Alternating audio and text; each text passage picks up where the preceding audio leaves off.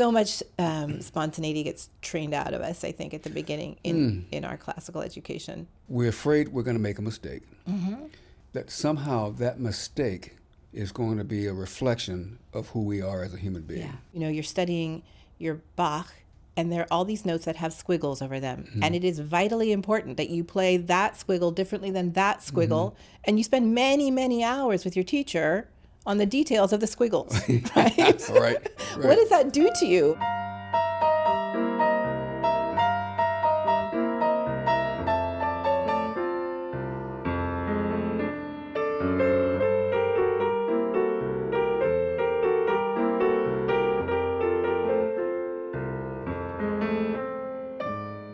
So you're here at the Juilliard School for a week or so working with the students. Right.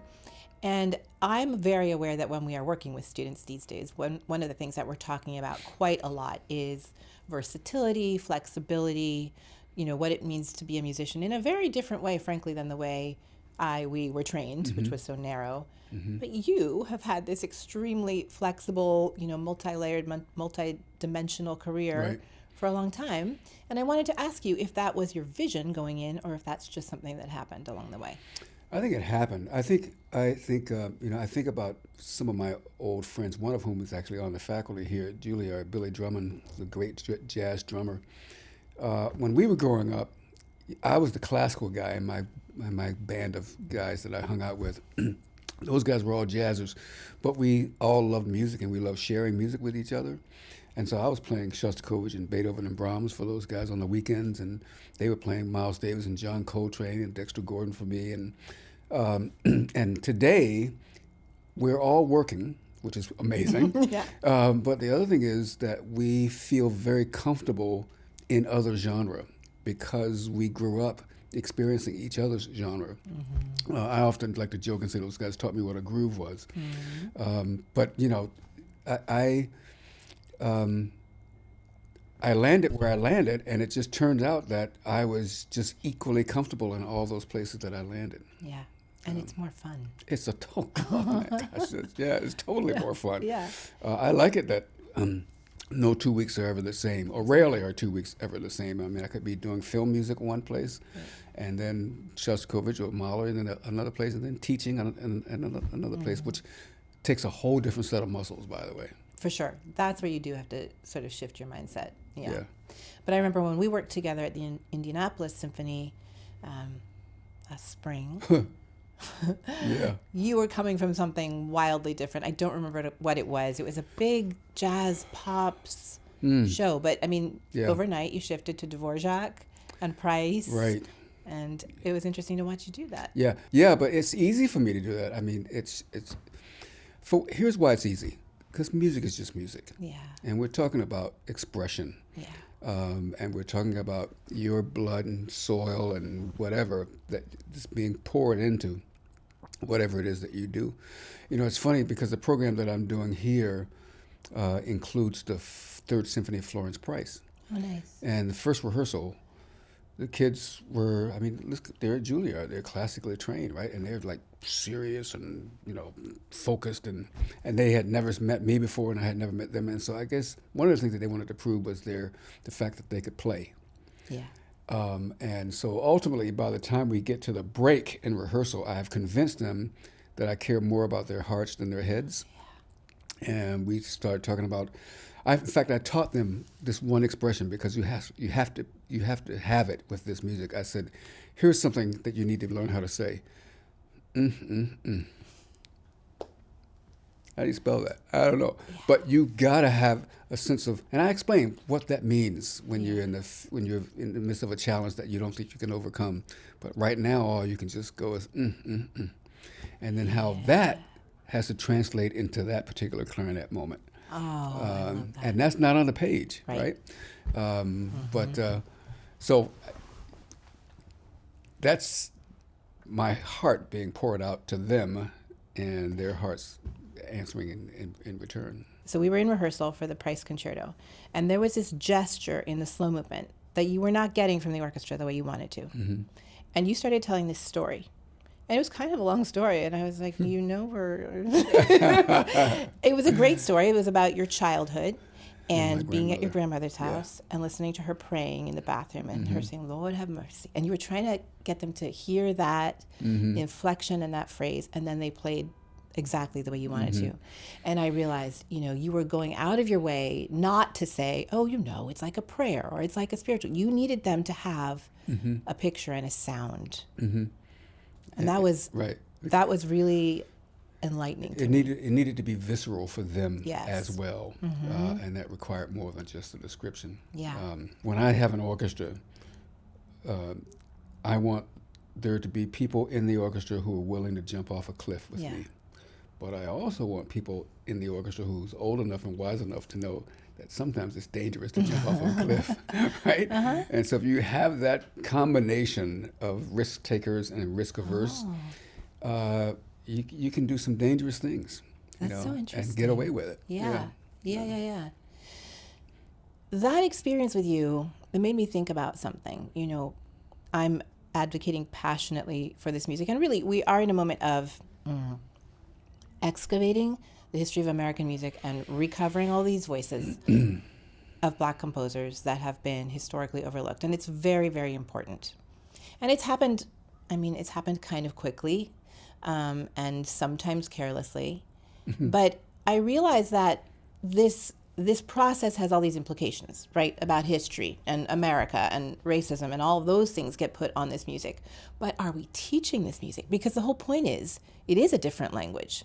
That was intentional. These composers were innovating and creating a musical language, and I'm not sure that we're actually teaching it. And it's made me think about my responsibility, not just to play this music, but actually to teach it, and not to be afraid to confront the fact that people don't know how to play it.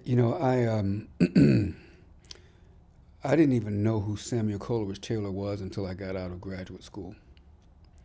As a conductor, conductor of my hue, we would always say that we were like always really busy in February, and then one day in January, what I call Negro Night at the Symphony. I often also say that I didn't know that I liked beats until I was a grown-up. And the reason that I didn't know I didn't like beats is because, the reason that I didn't know that I liked beats was because nobody fed me those beats when I was a kid. Yeah.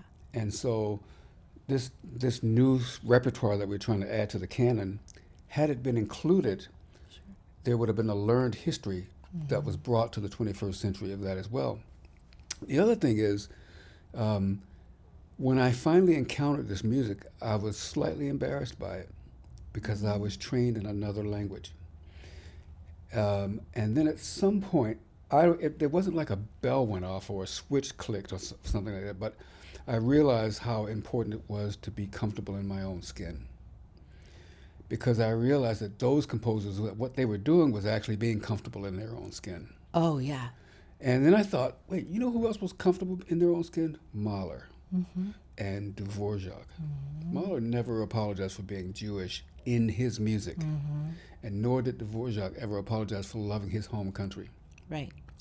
And for some reason, we expected Black folks or women to assimilate into somebody else's voice when nobody else had to do that before. Right. I had a radio announcement. A radio guy said to me one time before interview before a concert. He says, "Wow, every composer on this program is Black." I went, "And your point?" Yeah. Because hasn't there been many years where every composer was white, right? I mean, of course. It's just all new, and everybody's trying to play catch up. But you are exactly right. We have to make the case for this music, and part of making the case is the why are we doing this, and what is this, and why it belongs. Only because it's the only thing that's going to help the uninitiated realize what this sound world is. That's right. I realized when I went back to Gershwin, to Rhapsody in Blue over this last month, I come to it now with a completely different understanding of what Gershman was doing, of what that time was, because I know now the composers and the musicians that he was hearing in his time. This stuff wasn't floating around in the air. He was learning from, exactly these composers, these artists. They all listen to each other. Yeah. I mean, they all know. They kind of know what's going on. There's a line from a play. The play is, do black patent leather shoes really reflect up? And the line is, the character says, "Oh, to be black and a woman, it's so redundant." And that's almost what Florence Price said when she was actually trying to make, in fact, she did say it. Because I have two things going against me. To realize, I guess, how close we are to this history, like it's still tangible, but we had no connection with it. So, I mean, I'm just grateful that we get to build it now. And, here you are at this institution, and it is different for these kids. But here's the cool part. They get it. Yeah. But they have to be given it. Yes. And I said, it's only going to broaden their ability to make music going forward. That's not canned and, prescribed. Spontaneity, I think is what it is. That's a heck of a lot more fun than just it being the exact same thing every single time. Yes. It's really so different to say this phrase has to sound like, an intake of breath or something. This music that we're talking about, I think it is full of human impulses. And we're not saying you have to do it this way because we've always done it this way. Right. We're saying you should do it this way because this is what it's trying to evoke. This is where it's coming from. And I think that's such a healthy place in music making and in the learning of music making. It lets us just inhabit our music in a different way. Yeah, we're doing American in Paris. And there's this little duet of violins. So I took a half of a tissue in rehearsal and threw it up in the air. And it just floated down to the bottom. And I said, that's what that is. I just want to go to all your rehearsals. Those notes aren't manufactured. Those notes are just falling out of the sky, right? Yeah. And you're just discovering them. Yes, I've had professional players say that they love it when they're given something else to think about other than how to just execute it. Right. Because then they can, especially the pros, if you say, listen, that should float more, that means something else to them. That means something to them. They know physically how to make that thing float. Yeah. Without saying, okay, don't put so much pressure on the bow. Here, I got to say, don't put so much pressure on the bow because we want this thing to float. Yeah. That's the thing about teaching. Yeah. You use a whole lot more words, right? Yes. Yeah. Painting pictures. Yeah. Yeah. So what do you learn from your students? Well, a couple things. One is I learned that you can never underestimate their intelligence or overestimate their ignorance. I learned that they actually do have something to offer.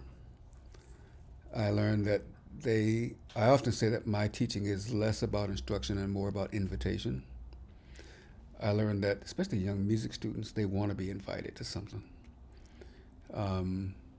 But I've also learned that it's a generation that doesn't appreciate the world that we've handed them. Yeah. And in fact, I've often, a lot of places gone, if I'm in front of students, before the week is over, I offer my apology on behalf of my generation. And just a few weeks ago, I was talking to some young college students. I said, when I was a kid, the questions that we asked were, is there really a man on the moon? You're asking, will I actually survive the school day? That's just not fair. So I learned to have a much deeper respect for their humanity. That's what I get from them. Well, we all should. And that in itself, I mean, that should always be the foundation, right? Yeah. Yeah, I mean, it's not that we are so superior to them as artists or as teachers or whatever. No, we've got to. I talk a lot sometimes, speaking of Dvorak or the Price that we did, that there's a difference between sympathy and empathy. Mm-hmm. Sympathy says, I pat you on the head and wish you good luck. Empathy says, I'm walking with you every step of this journey. Mm-hmm. And I think that's really what our responsibility is to the younger generation. Yeah. And also maybe if that's our focus, that's our priority, then we're not just teaching them lessons of the past, even though this is an old tradition and the history are important, but mm-hmm. we're teaching them from the beginning how to take this into the future. Right. Yeah. I mean, listen, composers have never made it their life endeavor to show us how smart they were. They wanted to show us how music can be the thing that allows us to overcome, mm-hmm. in most instances. Yeah. Right. Right. And so, I think one of the things that we're both talking about without actually saying it is that we want these students to walk out of the room with hearts of servants, mm-hmm. and understand that the purpose of this music is to make people better when they leave the building as opposed to when they entered. And if that's the case, then we have a requisite responsibility to find every possible avenue to getting at the essence of the music. The substance of the music is us. We dot the I's and cross the T's, but the essence of the music is way past those. Is that a dash or a dot kind of thing? That's right. Right. So, I think ultimately, I often said, if I can get a kid to fall in love, they'll practice. Mm-hmm. I don't have to hammer them about practicing because mm-hmm. they know, once they're in love, they know, I can't get back to that place if I don't get this doggone scale right. Right. Right. So, right. But the motivation for that, I love how you just said that. That's one of the most beautiful things. And the motivation for that, when I think back to my training, the toxic part, the part that made me feel bad about everything, including myself, was you need to work hard so you will be best, mm-hmm. for no given reason. Mm-hmm. But that message, you work hard so you can give the best of yourself. Mm-hmm. That's very different. Mm-hmm. Now, I did have a couple people that said to me, "You're not there yet, pal." That's a whole nother thing, right? Sure. So I mean, I know we don't want to discount the people who are like on you to make sure that you do learn how to dot those. But that's part of giving you the best of yourself. That's bingo, right? Yeah. That's called building a work ethic. I know that when my wife met my teacher from NEC, New England Conservatory, my wife met him for the first time and she goes, "You turned my husband into a workaholic." And he said, "Yep, because that's how it gets done." End of story.